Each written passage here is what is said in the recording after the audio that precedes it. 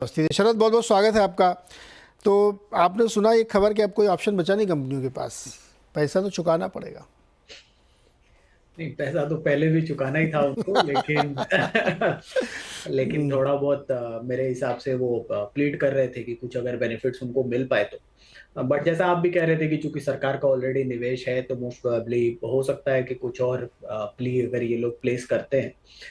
कानूनी दांव पेच से शायद होने वाला काम तो नहीं है, बट अगर सरकार थोड़ी लीनियंसी दिखाती है इनकी बैलेंस शीट की करंट कंडीशन देखते हुए, तो मेरे हिसाब से कुछ हो सकता है। बट लीगली कुछ भी करने की जगह तो इनके पास नहीं है। अच्छा, वोडा आइडिया और भारती दोनों के शेयर होल्डर्स के लिए क्या राय है आपकी?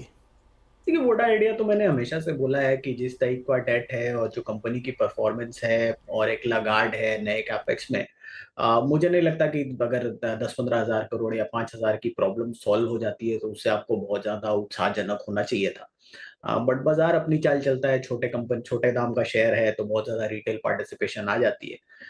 बट आपको अभी भी अगर टेलीकॉम पे बैट करना है तो आपको भारती के साथ ही रहना चाहिए। हालांकि वहां भी ऐसा नहीं है कि वैल्यूएशंस बहुत कंफर्टेबल हैं जो आज से साल भर पहले या इवन 6 महीने पहले थी। तो मुझे लगता है अक्रॉस द बोर्ड अगर आप देखें तो टेलीकॉम में major part of rally play out कर चुकी है। जियो की लिस्टिंग आगे पीछे होती है अगले साल 1.5 साल में, तो वो एक एडिशनल ट्रिगर हो सकता है। और जहां तक आरपू इम्प्रूवमेंट वगैरह है वो सब ऑलरेडी मेरे हिसाब से नंबर्स में प्राइस्ड इन है, उसमें कोई बहुत बड़ी अपटिक की मैं उम्मीद नहीं कर रहा हूँ। लॉन्ग टर्म में एफटीटीएच वगैरह मेरे हिसाब से या फाइबर टू होम या ब्रॉडबैंड ये सब अच्छी ग्रोथ प्रोवाइड कर सकते हैं, बट वो ग्रेजुअल होना चाहिए, ऐसा ओवरनाइट कुछ नहीं होगा। तो ग्रेजुअल ग्रोथ अब रहेगी, ग्रोथ रेट्स अच्छी रहेंगी, बट वैल्यूएशंस लार्जली मेरे हिसाब से ज्यादातर पॉजिटिव फैक्टर इन करती हैं। वोडा तो सर्टेनली अवॉइड करना चाहिए। अगर आपको बेट लेना ही है तो आप भारती सर्टेनली ले सकते हैं, बट मुझे नहीं लगता आज ज्यादा कोई डिप भारती में आई है। ओके। अच्छा, ये तो हो गया खैर टेलीकॉम सेक्टर की खबर पे चर्चा। अब विजय ये बताइए कि यूएस में रेट कट हुआ, जी। उम्मीद से ज़्यादा हुआ, हम्म। फिर भी बाज़ारों को मज़ा नहीं आ रहा, पसंद नहीं आ रहा, दबाव महसूस कर रहे हैं, क्यों? नहीं तो उसके पहले भी तो सब एंटिसिपेशन में चल ही रहा था, रुका कहाँ है बाजार। तो मुझे लगता है ये बेसिकली सेल ऑन न्यूज की कंफर्मेशन पे है, बट आपको इससे बहुत ज्यादा हताश होने की जरूरत नहीं है। मेरे हिसाब से ये रेट कट इमर्जिंग मार्केट्स या डेवलपिंग इकोनॉमीज के लिए सर्टेनली एक बहुत बढ़िया सिग्नल है फंड फ्लोज के लिए। इंटरनेशनल फंड फ्लोज थोड़े स्लो रहे हैं। एक दिन के इवेंट में तो कमेंट करना मुश्किल है, मुझे लगता है सेल ऑन न्यूज जैसी है इवेंट। बट लार्जली मेरे हिसाब से अब यहाँ से आपको एक अच्छी तेजी मोस्ट प्रोबेबली ईयर एंड तक देखने को मिलनी चाहिए, क्योंकि इमर्जिंग मार्केट में जो इंटरनेशनल फ्लोज है वो स्ट्रांग हो जाएंगे, डोमेस्टिक फ्लोज ऑलरेडी स्ट्रांग है। तो कुल मिला के मेरे हिसाब से रेसिपी तैयार है, अब बस इम्प्लीमेंट होने की जरूरत है। तो शरद, क्या जो मान लो पैसा आएगा भी या नई तेज़ी बनेगी तो एक चर्निंग होगी क्या? जैसे आज देखिए मिड कैप में काफ़ी पटाई है, कल भी कमज़ोर था, आज भी कमज़ोर है, तो धीरे धीरे ये भी होगा कि लार्ज कैप की तरफ शिफ्ट होगा। नीरज जी, आज जो वैल्यूएशन पे हम लोग बैठे हैं, अगर आप पूरे इंडेक्स के लेवल पे देखें तो मेरे हिसाब से मिड कैप्स थोड़ा ओवर द टॉप ट्रेड कर रहे हैं। तो वहां पे प्योर वैल्यूएशन के टर्म्स पे तो बहुत ज्यादा अपसाइड की गुंजाइश कम है। लेकिन वो बास्केट बड़ा है, उसके अंदर पॉकेट्स बहुत सारे हैं, तो हो सकता है आपको इंडेक्स के लेवल पे उतनी मूवमेंट ना दिखाई दे। बट जो पॉकेट्स वहां थोड़ा अंडर परफॉर्म किए हैं वहां पे आपको मूवमेंट ठीक ठाक दिखाई देगी।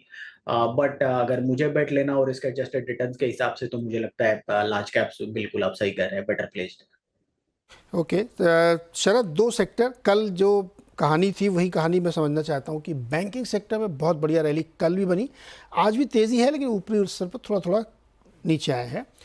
आईटी में कल धुआंधार बिकवाली, आज वो संभले हुए हैं। इन दोनों सेक्टर पे आपका नज़रिया क्या बनना है, क्योंकि दोनों ही रेट से जुड़े हुए हैं।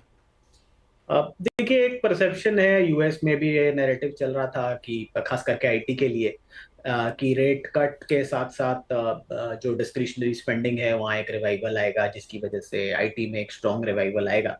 तो वो बिल्कुल पॉसिबल है, लेकिन मुझे लगता है डोमेस्टिक लेवल पे अगर आप कंसीडर करें तो जिस टाइप की रैली आईटी स्टॉक्स ने देखी है, अगर यूएस में वो रिवाइवल आता भी है तो ऐसा नहीं कि कोई एनिमल स्पिरिट्स अनलीश होकर ये कंपनीज 30-35% ग्रो करने लगेंगी। और जो नॉर्मलाइज्ड ग्रोथ था 15-16%, लार्जर कंपनीज उसी पे ग्रो करेंगी। कोफोज परसिस्टेंट जैसी कुछ कंपनीज हैं, एम्फेसिस जैसी कंपनीज हैं, वो हो सकता है थोड़ा बेटर रेट पे ग्रो करे। बट ये वैल्यूएशन पे लार्जली मुझे लगता है इंडियन आईटी कंपनीज में ज्यादातर वैल्यूएशन वाइज और अपटिक की गुंजाइश नहीं है। मोमेंटम वाइज अगर यूएस में और इंडिया में पॉजिटिव मोमेंटम रहता है, जो मैं उम्मीद कर रहा हूँ, तो मार्केट लिंक रिटर्न्स आपको आएंगे। जो आउट परफॉर्मेंस हमने शायद पिछले 6-8 महीनों में देखा है वो आपको नहीं मिले। बैंकिंग में मेरे हिसाब से ये टू प्रॉन स्टोरी है। पीएसयू और प्राइवेट बैंक्स को आपको अलग अलग देखना होगा। प्राइवेट बैंक्स काफी हद तक अंडर परफॉर्म किया है इन्होंने, खास करके एचडीएफसी, कोटक, इंडसइंड जैसे नामों ने। मेरा ये मानना है कि जो वैल्यूएशन कंफर्ट है ये यहाँ ज्यादा है, और Q2 ऑनवर्ड्स आपको लगातार रिजल्ट्स में इंप्रूवमेंट दिखना चाहिए। तो मैं ये बेट कर रहा हूँ कि private sector banks most probably out perform करेंगे विद इन बैंकिंग। और कोटक, एचडीएफसी और इंडसइंड मेरे टॉप बेट्स हैं जहां मैं प्लेस कर रहा हूँ अपनी बेट्स को। तो वहां मुझे लगता है कि री रेटिंग की काफी बड़ी गुंजाइश है तीनों ही बैंक्स में। और एडवांसेस ग्रोथ वगैरह में और डिपॉजिट में जो स्लो डाउन है, और एडवांसेस ग्रोथ भी ठीक ठाक दिखनी चाहिए आने वाले समय में। पीएसयू बैंक्स में एक ट्रिगर हो सकता है बड़े बैंक्स में, खास करके एसबीआई जैसे, कि वहां पे जो इन्वेस्टमेंट या ट्रेजरी इनकम वाला पार्ट है, वहां इस रेट कट के साथ पिछले कुछ समय में भी जैसा G6 में मूवमेंट दिखा है 20 से 30 बेसिस पॉइंट्स का, उसका एडवांटेज मिलेगा। और अगर जिस रेट स्पीड से ये रेट कट आया है, अगले 3 से 4 महीनों में एक और ऐसा कुछ रेट कट आता है इवन 25 बेसिस पॉइंट का भी, तो मुझे लगता है कि और पॉजिटिव डेवलपमेंट आपको उस साइड पे देखने मिल सकती है। बॉन्ड इनफ्लोस काफी स्ट्रांग है, उसका भी फायदा मिलना चाहिए। तो मुझे लगता है ट्रेजरी इनकम भी पॉजिटिव रहनी चाहिए। वहां से पीएसयू बैंक्स को हो सकता है काफी बड़ा फायदा मिले, तो थोड़े बहुत नंबर्स में री रेटिंग हो। बट प्राइमरीली मुझे लगता है ऑल ओवर अगर मैं देख रहा हूँ तो प्राइवेट सेक्टर बैंक्स पे मैं ज्यादा बुलिश हूँ यहाँ से। वेरी इंटरेस्टिंग, बहुत अच्छी एनालिसिस की आपने दोनों सेक्टर्स की, इसमें क्या नज़र रखना चाहिए। जाते जाते एक सवाल और आपसे, अगर एफएमसीजी और फार्मा में आपको इस समय बेट करना है तो कौन सा बेटर लगता है? मुझे लगता है अभी भी आपको प्रेफरेबली फार्मा पे बेट करना चाहिए। एफएमसीजी में ऑलरेडी थोड़े महंगे थे, और जिस टाइप की रैली हमने पिछले कुछ समय में देखी है रूरल अपटिक के बाद, बहुत ज्यादा एफएमसीजी नेम शायद आपको रीजनेबल वैल्यूएशंस पे नहीं मिलेंगे जहां से बहुत ज्यादा आपको अपसाइड बने। आईटीसी में भी ठीक ठाक रन अप आ गया है, वो होटल डीमर्जर वगैरह के बाद कितना आपको प्रॉफिट अपसाइड मिलेगा मेरे को थोड़ा डाउट है। तो मुझे लगता है एफएमसीजी आपको सर्टेनली अवॉइड करना चाहिए। फार्मा आप कंटिन्यू कर सकते हैं, बट चुनिंदा नामों पे फोकस कीजिए। सिप्ला, सन जैसे जो फ्रंटलाइन नेम्स है, मुझे लगता है वहाँ वैल्यूएशंस लगभग पूरी हैं। डॉक्टर रेड्डी में मुझे उम्मीद है कि इंडिया बिजनेस में अपटिक के साथ साथ उनको थोड़ा फायदा मिलना चाहिए। कुछ एपीआई कंपनीज में, छोटी कंपनीज में अपॉर्चुनिटीज निकल के आ सकती हैं जहां री रेटिंग लगातार स्ट्रांग होती रहे। लॉरस एक नाम हो सकता है। तो मुझे लगता है वहां पे आपको थोड़ा सिलेक्टिव होना होगा, बट दोनों सेक्टर के कंपैरिजन में अगर आप एक स्पेस पे रखें तो मुझे लगता है फार्मा कंपैरेटिवली बेटर करना चाहिए एफएमसीजी से। फार्मा बेटर करना चाहिए क्योंकि वो अभी वैल्यूएशन के लिहाज से काफ़ी बेहतर है। शरद जी बहुत बहुत शुक्रिया, और अगले हफ्ते फ्राइडे अड्डा के लिए निमंत्रण अभी से।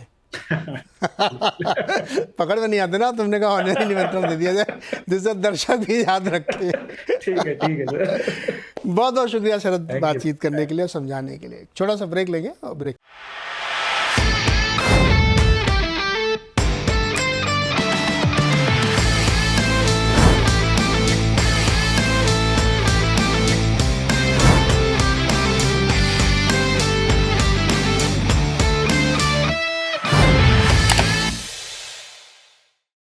बता दें कि मनी कंट्रोल पर दिए गए विचार एक्सपर्ट्स के अपने निजी विचार होते हैं।